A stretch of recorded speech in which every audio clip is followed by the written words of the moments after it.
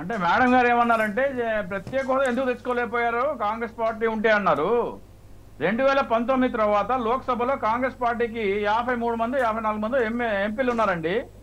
ఆంధ్రప్రదేశ్ మీద అంత ప్రేమ ఉంటే కాంగ్రెస్ పార్టీ ఏనాడైనా సరే అంటే రాష్ట్రం నుంచి ఎవరు ఎంపీలు లేరు కాబట్టి వాళ్ళు మాట్లాడదలుచుకోలేదా?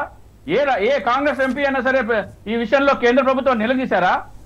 అలాగే ప్రత్యేక హోదా విషయంలో రాహుల్ గాంధీ గారి భారత్ జోడో యాత్రలో నేను స్వయంగా పాల్గొని ప్రత్యేక హోదా ఆంధ్రప్రదేశ్ హక్కు అనే బ్యాడ్జి రాహుల్ గాంధీ గారికి ఇస్తే ఆయన పెట్టుకున్నారు.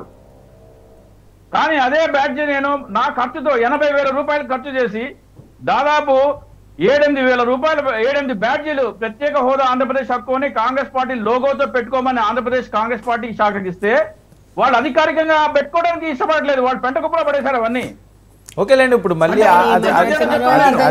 అది జరిగిపోయింది ఉపయోగపడేది మాట్లాడండి సార్. వినండి, మేము న్యాయం చేస్తాం సార్. మేము చెప్తున్నాం కదా తెలంగాణ ఇక్కడ రాష్ట్రం ఇచ్చినప్పుడు అక్కడ ఒక్క నిమిషం రాజశేఖర్ గారు నేను అనేది ఏంటంటే అక్కడ అధికారం ఇక్కడ ఎంతమంది పిల్లలు బలిదానం చేసుకున్నారో మీకు తెలుసు కదా సార్.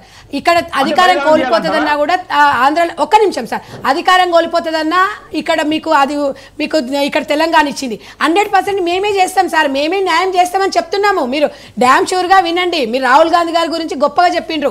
ఇప్పుడు వాళ్ళెవరో చెప్పిండ్రని కాదు, రాహుల్ గాంధీ గారే మీకు మాట ఇచ్చింది కదా సార్. తప్పకుండా మీకు ఇస్తామని చెప్తున్నారు కదా. మీరు ప్రశ్న మీరే వేశారు, మీరు జవాబు కూడా మీరే చెప్తున్నారు. ఒక్క నిమిషం సార్. మీరు అందుకని నేను అనేది ఏంటంటే డెఫినెట్ గా ఇంకా బీజేపీ పాలన చూశారు మీరు ఆంధ్రాలో, ఇవాళ వైఎస్ఆర్ పాలన చూసిండ్రు. తప్పకుండా మేము ప్రత్యేక హోదా మేము ఇస్తాము. మళ్ళీ కాంగ్రెస్ పార్టీ పూర్వ వైభవం వస్తుంది. డెఫినెట్ గా మీరేం అది కాబట్టి అన్ని కులాల మతాలకు కూడా మేము తప్పకుండా అది చేస్తాము. మీరు టెన్షన్ పడాల్సిన అవసరం లేదు. తెలంగాణ అసెంబ్లీ ఆంధ్రప్రదేశ్ కి ప్రత్యేక హోదా ఇవ్వాలని తీర్మానం చేస్తుందా? కాంగ్రెస్ ప్రభుత్వం వచ్చింది కాబట్టి తెలంగాణ అసెంబ్లీ ప్రత్యేక హోదా కావాలని తీర్మానం ఏమన్నా చేస్తుందా? అది పెద్దలు తీసుకుంటారు సార్. నేను ఇలా అధికార ప్రతినిధిని. మా ప్రమాణ స్వీకారం చేసిన తర్వాత వినండి ఒక్క నిమిషం రాజశేఖర్ గారు, మీరు క్వశ్చన్ ఇది ఆన్సర్ అది అనే టైం కాదు. ప్రమాణ స్వీకారం చేసిన తర్వాత మేము తెలంగాణకు వాళ్ళకి ఇచ్చిన హామీలు నెరవేరుస్తాం. అది ప్రత్యేక హోదా అనేది మీరు తీర్మానం అనేది అధిష్టానం చూసుకుంటది. మనం అక్కడ కూర్చొని ప్రజలకు ఏం మెసేజ్ ఇస్తున్నాం ఇల్లాలి. కానీ మీరు క్వశ్చన్ వేస్తే నేను ఆన్సర్ చెప్పడానికి లేదు. డెఫినెట్ గా నా తెలంగాణ రాష్ట్రంలో మీరు వినండి రాజశేఖర్ గారు, తెలంగాణ రాష్ట్ర ప్రజలు మమ్మల్ని గెలిపించిండ్రు. ఫస్ట్ వాళ్ళ టైం వినండి సార్. మీరు క్వశ్చన్ వేస్తారు ఆన్సర్ చెప్తే వినరు మీరు. నేను అనేది ఏంటంటే ఆ టైం వస్తే 100% తెలంగాణ రాష్ట్రంలో కాదు మీ ఆంధ్రాలోనే ఇవన్నీ కట్టుబడి ఉంటారు. తప్పకుండా కూడా మీకు ఇవాళ నేను చెప్పినా అంటే అదే కదా, ఆంధ్రప్రదేశ్లో మేమే అధికారంలోకి రాబోతున్నాము. 100% తీర్మానం కాదు, మేమే మీకు మళ్ళీ మేమే చేయగలుగుతాము. ఎవరు చేయలేరు అనేది మీరు కూడా చూసిండ్రు, మేము కూడా చూస్తున్నాము. ఇప్పుడు మేము ఆలోచించాల్సింది ఏంటి, తెలంగాణ రాష్ట్రంలో ఒక అధికార ప్రతినిధిగా ప్రజలకు మేము ఇచ్చిన హామీలు ఎట్లా నెరవేర్చాలి, ప్రజలకు వచ్చిన ఫలాలను ఎట్లా తీసుకెళ్లే దాని గురించి ఆలోచిస్తున్నాను తప్ప నేనేమో ఢిల్లీ నుంచి వచ్చి నేను ఢిల్లీలో మంతనాలు చేసి లేకపోతే లైవ్లు చేసేది వ్యక్తిని కాదు. నేను ప్రజల కోసం పనిచేసే వ్యక్తిని. మీరు ఆ క్వశ్చన్ ఎవరిని అడుగుతారు? మీ స్థాయి కాదు, మా స్థాయి కాదు సార్. అవి పార్టీ మన స్థాయి తగ్గట్టు మనం మాట్లాడుకోవాలి. డెఫినెట్ గా మేము న్యాయం మాత్రం చేస్తాం. వినండి సార్ ఒక్క నిమిషం సార్. మన స్థాయిలో ఉండే మనం మాట్లాడుకోవాలి. ప్రజలకు ఏముంటాయి అనేది డెఫినెట్ గా మీరు ఇచ్చిన సూచనలు మేము కంపల్సరీ ఇట్లా ఒక క్వశ్చన్ అడిగినరని చెప్పి మేము రేజ్ చేస్తాము. మాకు మీరు ఇచ్చిన సలహాను కూడా మేము చూసిస్తాము. తప్పకుండా న్యాయం చేస్తాం. 5 కోట్ల మంది ఆంధ్రప్రదేశ్ తరఫున మీరు ఆలోచిస్తున్నందుకు మీకు అందరికీ మీ కాంగ్రెస్ పార్టీకి మేము ధన్యవాదాలు తెలుపుతున్నాం. 5 కోట్ల మంది ఆంధ్రప్రదేశ్ తరఫున మీకు కాంగ్రెస్ పార్టీ తెలంగాణ ప్రత్యేక హోదా తీర్మానం ప్రవేశపెడితే 5 కోట్ల మంది మీకు ఖచ్చితంగా మీకు రాబోయే ఎన్నికల్లోనే మీకు పట్టం కట్టే అవకాశం ఉంది. రైట్ మనతో పాటుగా గడ్డం శ్రీనివాస్ గారు కూడా జాయిన్ అయ్యారు. శ్రీనివాస్ గారు నమస్తే. తెలంగాణ రాష్ట్రంలో హ్యాట్రిక్ కొట్టే ఛాన్స్ను మిస్ అయ్యారు. కాంగ్రెస్ రేపు ప్రభుత్వాన్ని ఏర్పాటు చేయబోతుంది. ఇక మళ్ళీ మీకు అవకాశం లేకుండా చేస్తామన్నది వాళ్ళ మాట. ప్రజాపాలన చేస్తారట. అప్పుడే ఇంకా పాలన ప్రమాణ స్వీకారమే తీసుకోలేదు, ఇంకా పాలన 100 రోజులే గడవలేదు, ఇంకా అప్పుడే మొత్తం ప్రజారాజ్యక పాలన చేస్తారన్నది మీ కాన్ఫిడెన్స్. మేము చెప్పినాం సార్, అదే చెప్తాము, నమ్మకం ఉంది ప్రజలకి అని.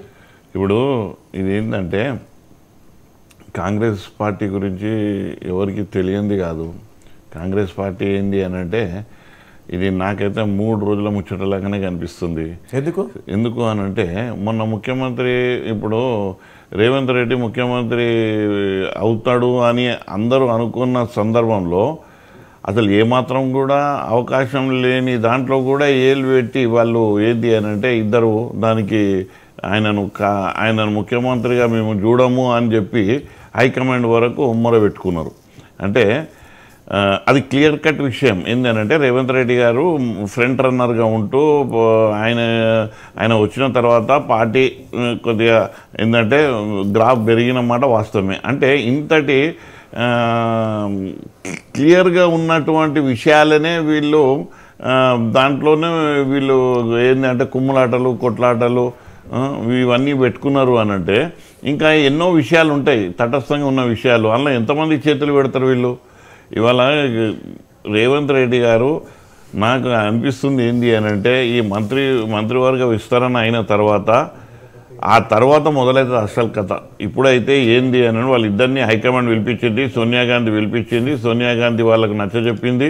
ఆమె మాటగా వాళ్ళు ఆమెను గౌరవపరిచి బయటికి వచ్చి ఒప్పుకున్నారు. ఇప్పుడు రేపు వాళ్ళిద్దరి విషయం అదైతే రేపు మంత్రివర్గ విస్తరణలో కనీసము ఒక 30 మంది ఆశలు పెట్టుకొని ఉన్నారు. వాళ్ళని ఎట్లా వీళ్ళు సంతృప్తి పరుస్తారు? ఇంకోటి ఇవాళ మీరు అంతా చూస్తూ ఉంటే ఇక్కడ ఎక్కడైనా పరిపాలన కానీ అది ఏది గ్యారంటీలు కానీ ప్రజలకు గెలవంగానే రేవంత్ రెడ్డి గారు అసలు పేపర్లలో ఏం రాయాలి, పేపర్లు మీడియాలో ఏం ముచ్చటించాలి? ఇప్పుడు వాళ్ళు గెలిచిన తర్వాత వాళ్ళు ఏదైతే మేనిఫెస్టో పెట్టిర్రో ఆ మేనిఫెస్టోని అమలు చేస్తాము అన్న విషయం కాకుండా పరిపాలన మంచిగా అద్భుతంగా అందిస్తామన్న విషయం కాకుండా ఇవాళ ఏంది అని అంటే కుమ్ములాటలకే పెద్ద స్థానం ఉంది. అన్ని పేపర్ ఇవాళ మీరు కూడా ఈ చర్చ ఎందుకు పెట్టిర్రు? అసలు చర్చ దేనికి పెట్టాలి? చర్చ అనేది దేనికి పెట్టాలి? ఒక ప్రభుత్వం మారినప్పుడు ఈ ప్రభుత్వము జనరంజకంగా ఉన్నటువంటి ప్రభుత్వమే అనుకున్నప్పుడు వాళ్ళు ఏ రకంగా ప్రజల క్షేత్రస్థాయిలో ప్రజల దగ్గరికి వెళ్ళి ఎట్లా వాళ్ళ గ్యారంటీలను వాళ్ళ యొక్క మేనిఫెస్టోను అమలు చేస్తారు? అదే అంటున్నా నేను ఏమంటున్నా అంటే ప్రజల బాగోగుల గురించి చర్చలు అవుతలేవు. అసలు ఎవరు కుమ్ములాటల గురించి చర్చలు అవుతున్నాయి. సంజయ్ రెడ్డి గారు ఏంటి ప్రజల గురించి అసలు చర్చ రావటం లేదట కొత్త ప్రభుత్వానికి? మీలో మీరు కుమ్ములాడుకోవడం సరిపోతుంది. ఇప్పుడు ఎట్లుందంటే వాళ్ళు మాట్లాడింది ఆ శుభం బల్కరా పెళ్లి కొడుకు అంటే ఆవురనుకున్న పట్టు మండదంట. అట్లా ఉంది ఇప్పుడు వీళ్ళు మాట్లాడేది. వాళ్ళు పాపం కనీసం కేటీఆర్ గారు కేసీఆర్ గారు చాలా బాగా మాట్లాడారు. అధికారం మేము చేపట్టబోతున్నాం అంటే ఒక 6 నెలలు టైం ఇస్తాము అని చెప్పేసి చాలా వాళ్ళ మొహంలో ఆనందం అనిపించింది. కనీసము వాళ్ళని కూడా వీళ్ళు ఫాలో కాకుండా మా అంతర్గత అది కాదు. కేటీఆర్ గారు అన్న సందర్భం ఎప్పుడంటే రేవంత్ రెడ్డి గారు ఈ కాంగ్రెస్ పార్టీ గెలిచిన తర్వాత కేటీఆర్ గారు అన్నారు మేము వెల్కమ్ చేస్తున్నామని, ప్రజా తీర్పును వెల్కమ్ చేస్తున్నామన్నారు. ఆ తర్వాత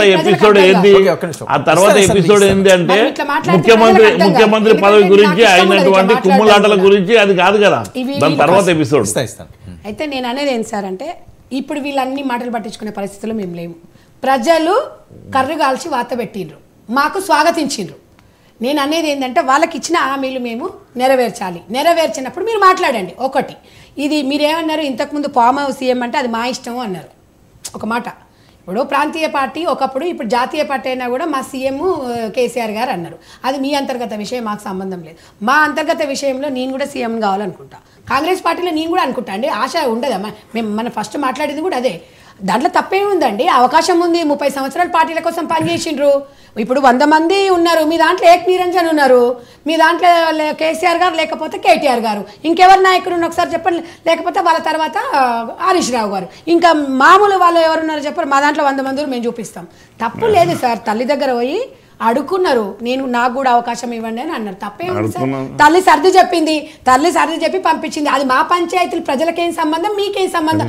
ప్రజలకు ప్రమాణ స్వీకారం చేసిన తర్వాత రేవంత్ రెడ్డి గారు సీఎం అయిన తర్వాత ప్రజలకు మేము ఇచ్చిన హామీలు నెరవేర్చకపోతే మీరు అప్పుడు ప్రతిపక్షంలో మాట్లాడండి. ఇప్పుడు మనము టైం ఇవ్వాలి అనాలి, అందరూ కూడా శుభాకాంక్ష అని చెప్పాలి. అందరం కలిసి కలుపుకొని పోతేనే ప్రభుత్వం నడుస్తుందండి. మేము మీలాగా నియంత పాలన కాదు. రాజు ఇప్పుడు మేము ఒకటి ఉంది, మాకు ఇంకా అధికారమే రాలేదు. మేము ఇక్కడ ప్రగతి భవన్ దగ్గర ముళ్ళ కంచెలు మొత్తం తీసేసాం. ఎందుకు తీసేసాం? మేము ఎందుకు తీసాం? మీరు ఎందుకు మూసుకున్నారు? ఇప్పటివరకు ప్రగతి భవన్ నేనే చూడలేదండి. అసలు అలోనే లేదు లోపలికి. 1000 ఎంతమందిని పెట్టుకుంటారా? మేము ఒక్కటే ప్రజా దర్బార్ పెడతామని ఎందుకు చెప్పాం ప్రజలకు? ఇలా ప్రజా దర్బార్ ఎప్పుడైనా పెట్టిండి, ప్రజా దర్బార్ పక్కన పెట్టండి, మీ ఎమ్మెల్యేలకు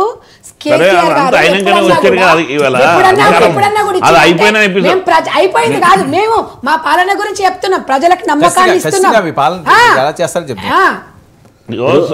ఒక నినాదం ఏంటంటే పరిపాలన అన్నప్పుడు ఏంటి అనంటే, పరిపాలన అంటే అధికారము మారినప్పుడు మనకు ముఖ్యంగా ప్రజలు తెలుసుకోవాల్సింది, ప్రజలకు ఒక విశ్వాసం కల్పించవలసిన అవసరం ఏంటి అంటే సమర్థతమైన పాలన, సుస్థిర ప్రభుత్వం.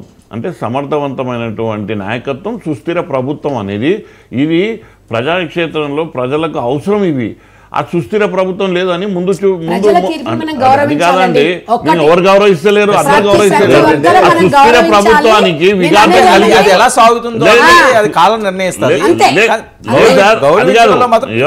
వర్మ గారు నేను చెప్తున్నా, వర్మ గారు ధన్యవాదాలు ఎందుకు చెప్పారండి? ప్రజాక్షేత్రంలో వారు గెలిచి వచ్చారు, వెల్కమ్ చేస్తారు, వెల్కమ్ చేస్తారు వాళ్ళను. ప్రజలు చూడడానికి నేను ఏమంటున్నా, వాళ్ళ మాటకే వస్తాను నేను. ఒక చిన్న ప్రగతి భవన్ కి ఒక ఎమ్మెల్యేకి నేను ఒకటే చెప్తున్నా, ఇవాళ మీరు కాంగ్రెస్ పార్టీలో రేవంత్ రెడ్డిని తెచ్చుకున్నాక ఒక సమర్థవంతమైన నాయకుడు ఏమంటున్నామా ఇక్కడ ఏనండి, నేనేమో సమర్థవంత నాయకత్వం ఉన్నది. ఆ సమర్థవంత నాయకత్వాన్ని కూడా మీరు కాంగ్రెస్ పార్టీలో నేను దాన్ని తప్పు పడతలేను. నేను సమర్థవంత నాయకత్వానికి మీరు పట్టం కట్టకుండా ఇవాళ సుస్థిర ప్రభుత్వానికి అవకాశం ఇవ్వకుండా ప్రజలకు ఏ రకంగా మీరు జవాబుదారీతనంగా వివరిస్తారు, ఏ రకంగా వివరిస్తారు అంటున్నాను నేను. రెండు విషయాలు ప్రజలకు అవసరం లేదా? ఇవన్నీ అవసరం లేదు.